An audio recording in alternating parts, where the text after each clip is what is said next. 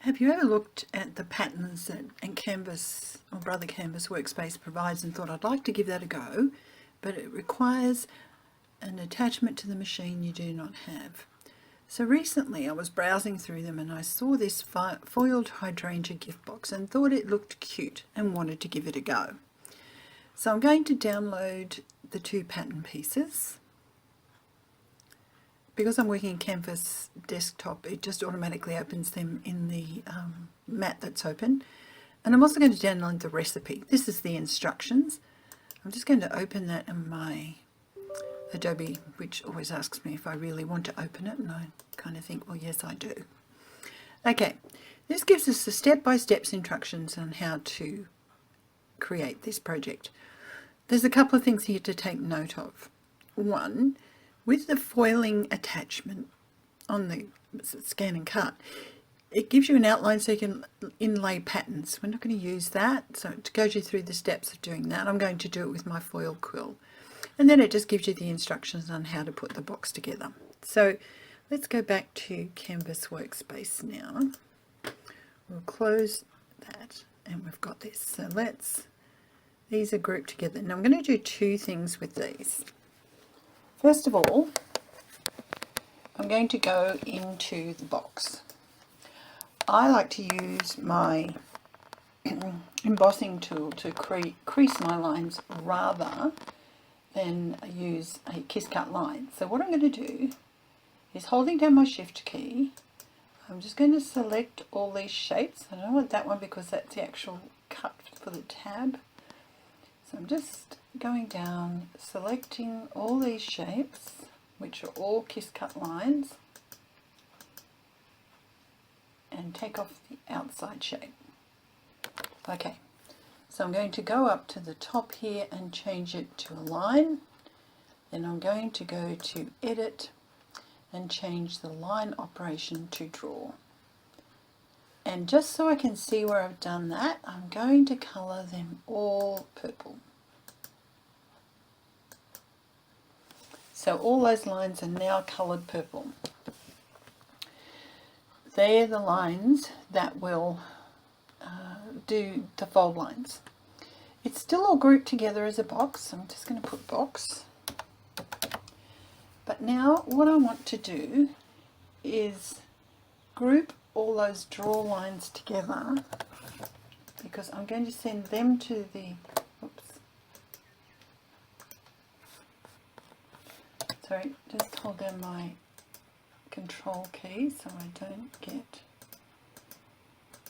the other one, which should be a cut line, and it is. So holding down all those, I'm going to group that together and I'm going to call it fold lines. Okay, so that gives me all my fold lines. Now I'm going to group these two shapes together, which is the outside and the tab cut. I'm going to group them together and I'm going to call them cut lines. So in the box I've got two groups, the fold lines and the cut lines. Okay, so that's all I want to do with that at the moment.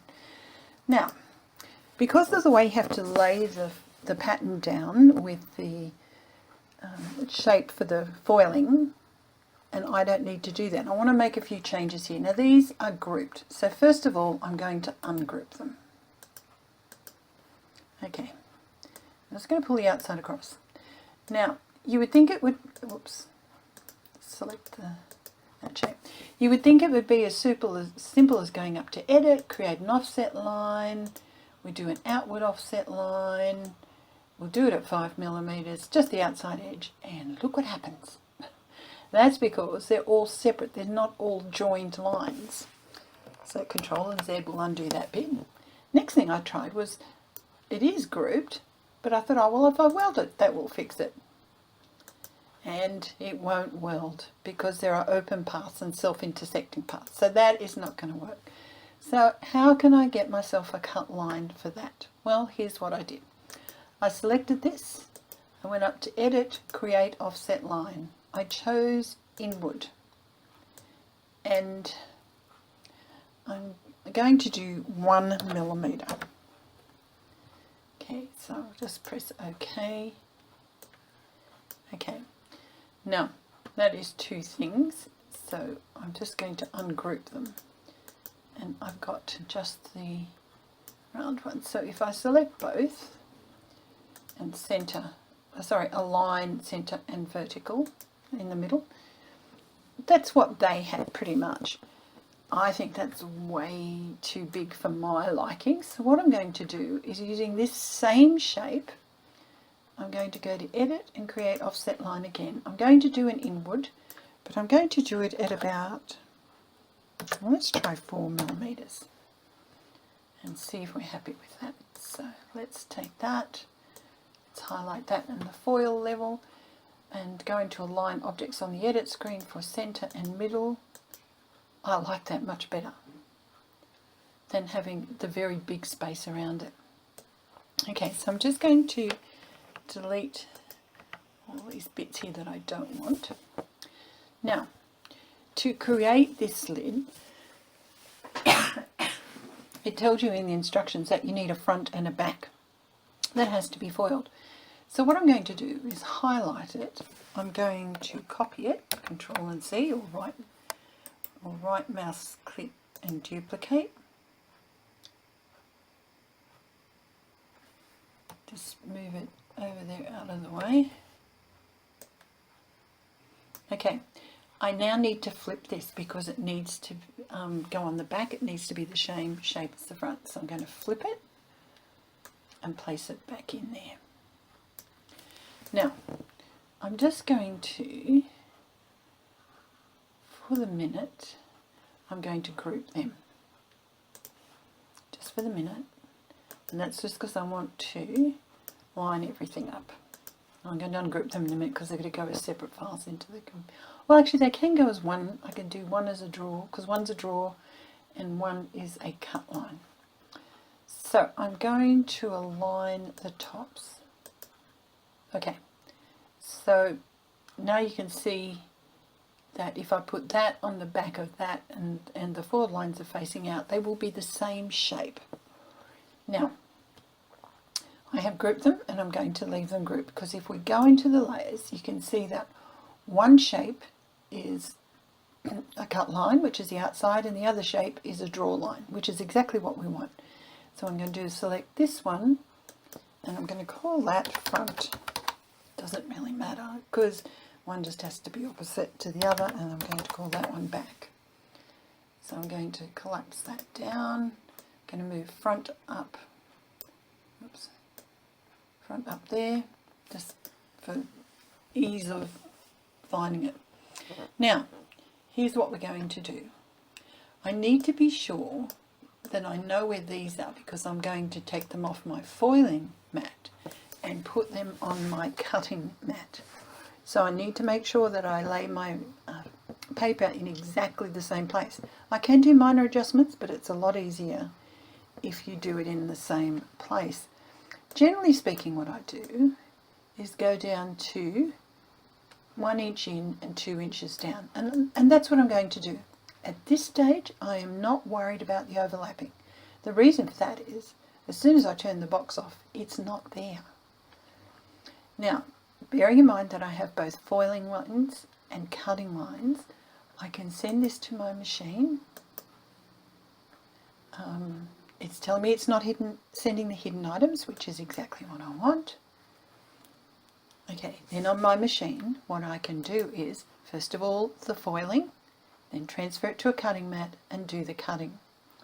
When both of those are cut, I can go to the box. Again, because the fold lines, and we'll just have a look at that list, they're all draw lines, which is exactly what I want. So again, I can transfer this whole pattern to my machine. Again, it's telling me the hidden objects aren't there. That way I can do all the fold lines with my embossing tool, and then the cut lines with my cutting. I don't need to move that on the mat, so I don't have to realign that or anything. It'll all be done on the one mat. So that's how I've gone about doing this. So it's just a slight modification to the brother pattern. Now I like this, so I think I'm going to do that again. So I'm going to save it. I'm going to call it the high Ranger box and save it. So there I have it to use again. It's very simple to modify these patterns as to what you want. And it's taken me a while to learn how to change the lines in Workspace. So again, if we select all the fold lines, I could, if I want to, change them back to kiss cut lines. It really is very simple. So just selecting the whole, because they're all grouped together, I can do them in one go. So I'm just going to leave it like that and save it. And then we're going to go to our machine and do the work. Okay, I'm going to start by doing the foiling. So I'm loading my magnetic mat. I have been very careful to line up my markings because I want to lay my paper onto my cutting mat after this, so I need to know exactly where it is. And I'm just going to go home. I'm going to retrieve the data.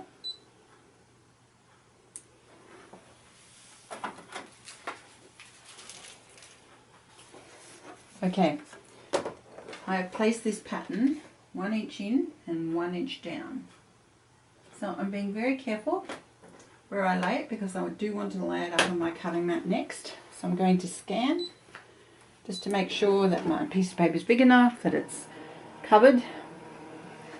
In the meantime, my foil quill is heating up.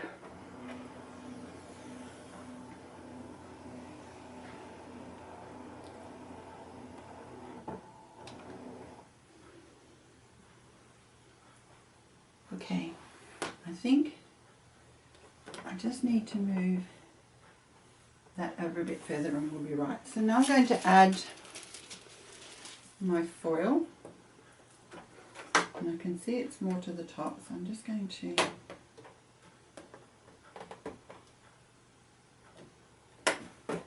lay that there, and then I'm going to scan it again. Just don't want to mess it up. So I'll scan again, just making sure my foil is where it needs to be. Might seem unnecessary, but it saves paper and it saves foil.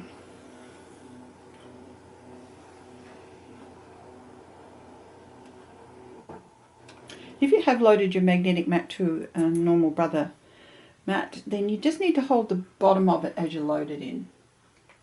Okay, I can see there that that looks alright, but what I'm going to do is just take it up a little.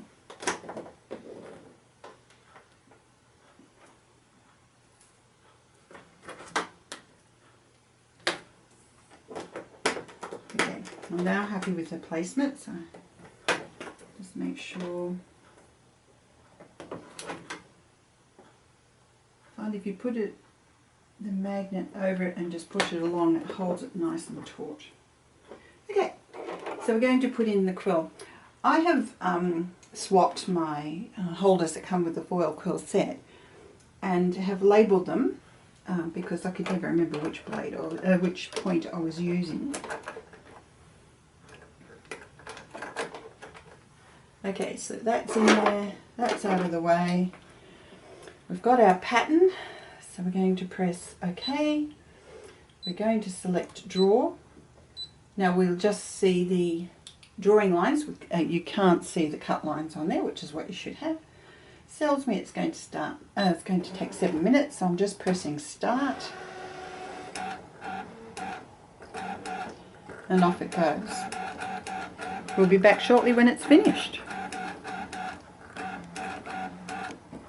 Okay, it's finished now, and I have removed it from the mat. You can just see how beautifully it's foiled on there. It's a gorgeous colour, that blue. I'm going to remove my magnetic mat, and I'm going to load my cutting mat. And I'm just going to load the mat first before I lay the material on there.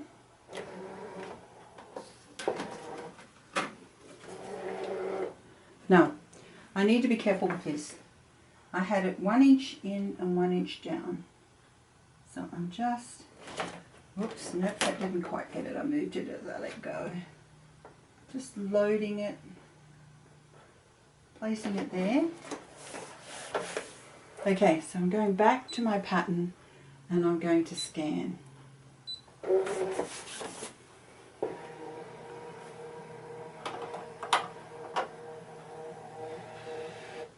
This foiling's been done on a textured cardstock.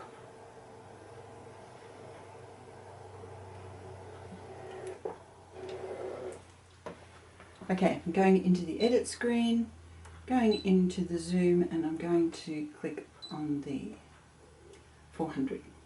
Now I am just going to make sure that it's where I want it. I think I need it a little over and a little up. Now this is perhaps a little difficult because I'm seeing the scanned foiling and the foiling image. If you could see really close, I'll try zooming in. Not easy, but I shall try. Whoops, sorry, bumped the camera. Now it's got to refocus. The trick of this is not to play with the camera while you're filming. Okay, I'm not sure how clear that is. Let me just have a look. It's a bit blurry. Let's try setting the focus. No, it's not going to give me a good focus from this distance. What I can tell you is that I can see what I've foiled and I can see the pattern for the foiling, and they are just virtually spot on. So I'm going to go back out now.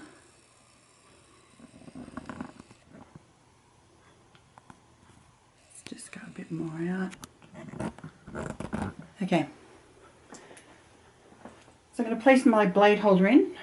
I have the auto sensing blade, so I don't need to be playing around with that at all.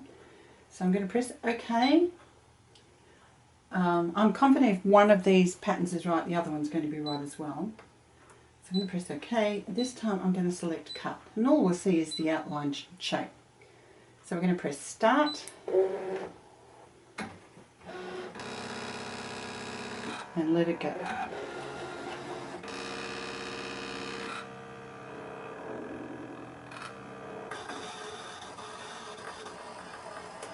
So it's a matter of making sure you've got it lined up on your foiling plate and on your cutting mat.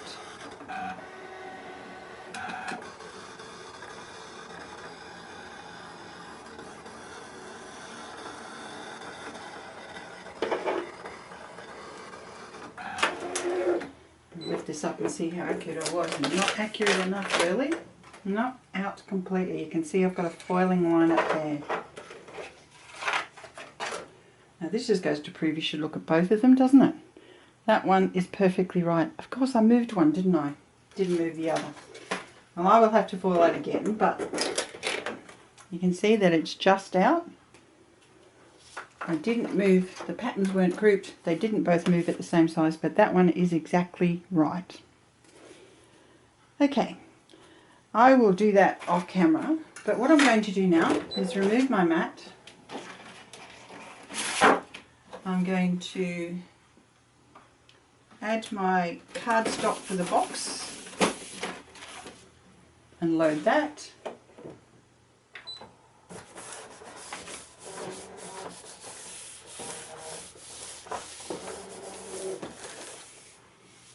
I'll wait till that goes in and I'll press it down a bit more, and I'm just going to transfer the pattern over.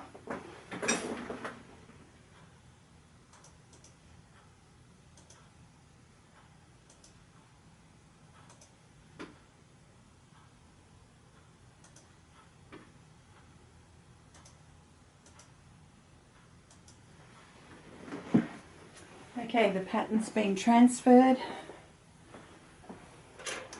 Now, I am using my embossing tool. This is the Glover embossing tool. It's the 1.5. I'm placing that in first because I'm going to do the fold lines first.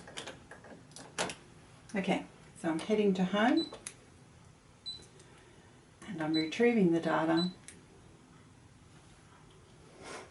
Okay, it's all there. So I'm going to press OK, and I'm going to select Draw. And all I can see, of course, is the lines that I want done. So I'm just going to press Start. And as it goes in, I'm just going to push that paper down a bit. There we go. So it's doing all those fold lines.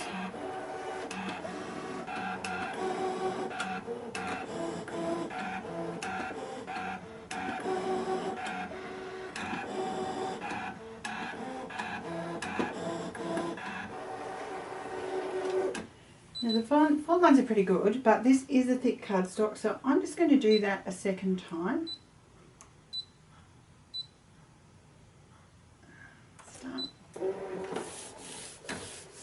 I often do it a second time, and I use the embossing tool quite a bit for this purpose.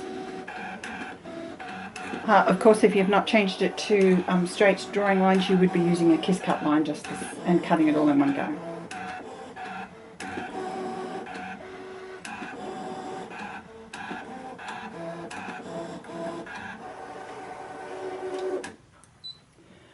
Okay, leaving it on there, I'm not taking it off, I'm changing to my cutting blade.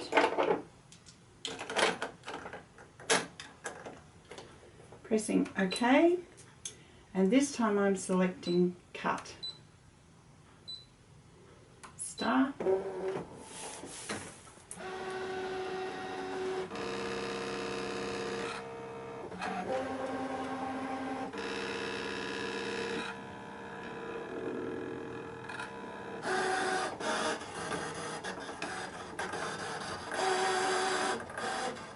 I didn't do a test cut, but I find it fairly good on cardstock with the auto blade, but I will check. I can easily see if it's cut through and cut again if I need to. Okay. So before removing the mat, I'm just making sure I've got a clean cut, and I have. So now I can remove the mat. I'm going to go off now and redo my foiling for the piece I've messed up. I like to leave my videos for you to see what I do, so don't feel bad when you do it wrong, but we'll be back shortly making the box. Okay, I've done my second piece of foiling again, being much more careful this time. It pays to be careful. Okay, so following the instructions now, it tells me which are mountain folds and which are valley folds. So I'm just going to fold and score.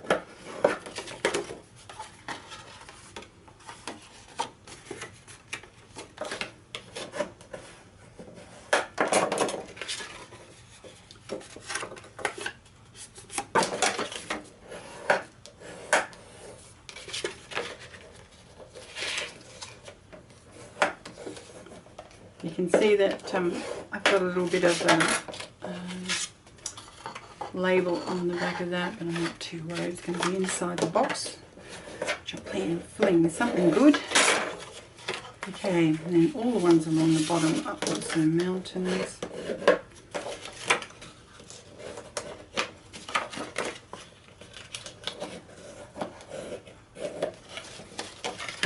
If I really didn't want that to show, I could cover it with something. Put a little piece in the bottom, that wouldn't be hard to work out. Okay, now the folds here are, they're called valley folds, so a little more difficult, but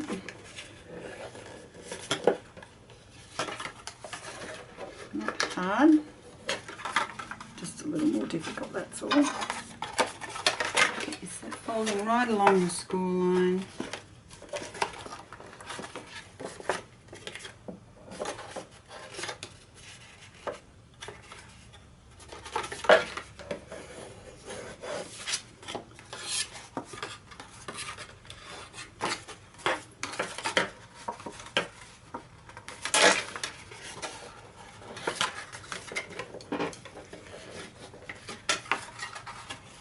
Oops, that one was a bit off.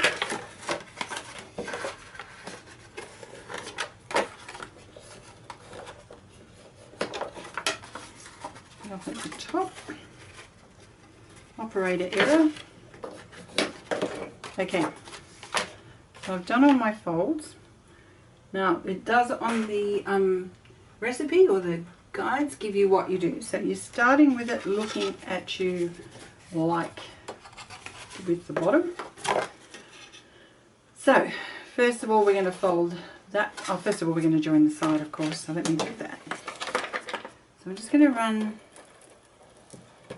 tape down there. You could use stronger tape, you could use curved, whatever your favourite fixing method is. I'm going to lie it flat and just line it up. If you use glue, of course, you've got a bit of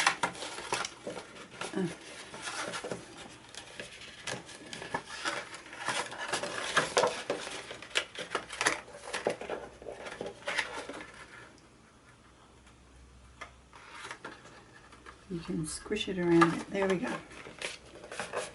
And give that a good press down. Okay, now looking at the bottom. Same as the drawing on the thing, so I'm going to turn that one down, then that one, and that one. Push from the inside, close that, and feed the tab into the cut. There is a cut there. Hope you can see enough of this. Trying to do things so you can leave it for the camera to see is not as easy as just doing it. But let's just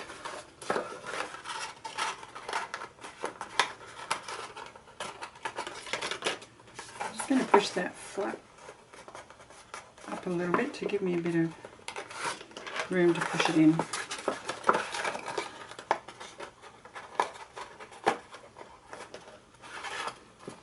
I'm going to use my picker, I think, just to lift that and push it in. Oops. Be careful not to tear it, of course, or you have to start again. Okay, it's in there, sitting nicely. Now, to adhere, which I guess is effectively the handles. When we did these, there are actually, if we line them up, they are exactly the same. That's why, because we mirrored one. Now, to stick this, we're going to put some double-sided tape on the top. Now for this I'm going to use the strong tape.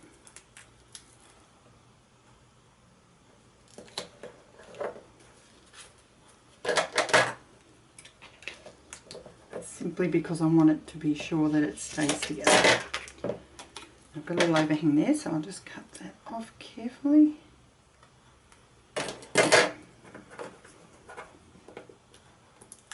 Okay. Now I'm just going to use the fronts to line this up just to make sure I've got in the right spot. Okay, so I need to put that one down like that, this one on top, and adhere it. Simple as that. Got a top joining. Okay, now we need a little bit of double-sided tape on the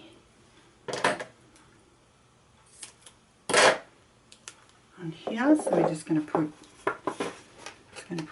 a piece there and a piece in the same position on the back.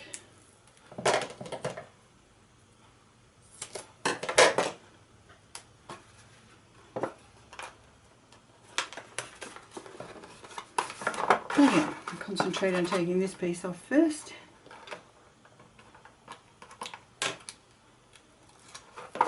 I'm sure you know that if you're having trouble getting double-sided tape off, just rub it and heat it up a bit, or use your piecing tool I should say. Okay, so I'm going to pull that off. Okay, so they're both off now. I'm going to set that there. I'm going to push down to get that side on, and then push down to get that side on. And there you have it. Opens like that and closes like that. After a few times of opening and closing, this will work a little better.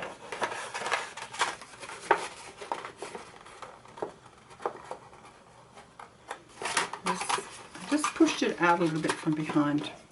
Don't want to push it out too much. And there it is. So that's a pattern from the Brother Canvas Workspace. Just pull that over a bit so you can see it. Might give you a bit more light there.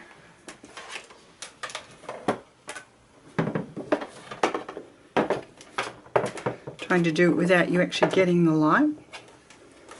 Oops. There we go. Still not the best of lights. I'm afraid my craft room's a bit dark today. So there you go, all finished, beautifully foiled. A slight adjustment to the original Brother pattern, just making that cutout a bit smaller around the foiling because it was much wider gap. I wasn't fussed with it, but and using the foil quill rather than the Brother foiling kit. Hope you enjoyed the video.